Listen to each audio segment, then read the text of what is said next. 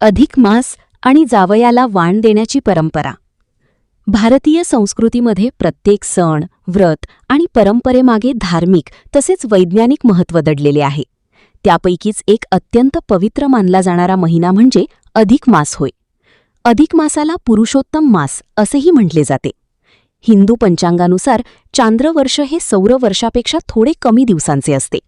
हा फरक भरून काढण्यासाठी साधारणपणे दर 3 वर्षांनी एक अतिरिक्त महिना जोडला जातो. त्यालाच अधिक मास म्हणतात. हा महिना भगवान श्री विष्णूंना समर्पित मानला जातो. पुराणांमध्ये सांगितले आहे की सुरुवातीला या महिन्याला कोणीही महत्त्व देत नव्हते. तेव्हा भगवान विष्णूंनी या महिन्याला आपल्या नावाने पुरुषोत्तम मास म्हणून गौरव दिला. त्यामुळे या महिन्याचे धार्मिक महत्त्व अधिक वाढले.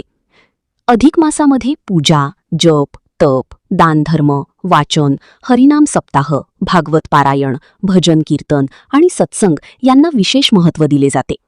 या काळात केलेले पुण्यकर्म अनेक पटींनी फळ देते अशी श्रद्धा आहे. म्हणून अनेक लोक या महिन्यात व्रत उपवास करतात आणि गरजूंना दान देतात. या महिन्यात विवाह, गृहप्रवेश किंवा नवीन शुभकार्य सहसा केले जात नाहीत, कारण हा महिना आध्यात्मिक साधनेसाठी आणि आत्मशुद्धीसाठी योग्य मानला जातो. लोक देवभक्तीत रमून मनाची शांती मिळवण्याचा प्रयत्न करतात. महाराष्ट्रामध्ये अधिक मासात जावयाला वाण देण्याची सुंदर आणि पारंपरिक पद्धत आहे. मुलगी ही घरची लक्ष्मी मानली जाते आणि तिचा पती म्हणजे जावई हा मानाचा पाहुणा समजला जातो.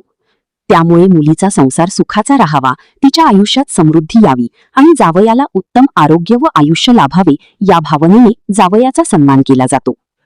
वाणामध्ये नवीन कपडे, फळे, मिठाई, नारळ, दक्षिणा, तांदूळ, तूप, धान्य, भांडी किंवा सोन्या चांदीच्या वस्तू दिल्या जातात.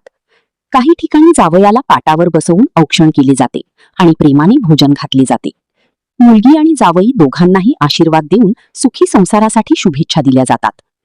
ही परंपरा केवळ धार्मिक नसून सामाजिकदृष्ट्याही महत्त्वाची आहे. यामुळे नातेसंबंध अधिक दृढ होतात, प्रेम आणि आदर वाढतो. तसेच दोन कुटुंबांमधील आपुलकी टिकून राहते. आजच्या धावपळीच्या जीवनातही अनेक कुटुंबे ही परंपरा श्रद्धेने आणि आनंदाने पाळताना दिसतात. अधिक मास आपल्याला दान, धर्म, संयम, भक्ती आणि कुटुंबातील नात्यांचे महत्त्व शिकवतो. आपल्या संस्कृतीतील अशा परंपरा पुढील पिढीपर्यंत पोहोचवणे ही आपली जबाबदारी आहे. श्री हरी विष्णू भगवान की जय.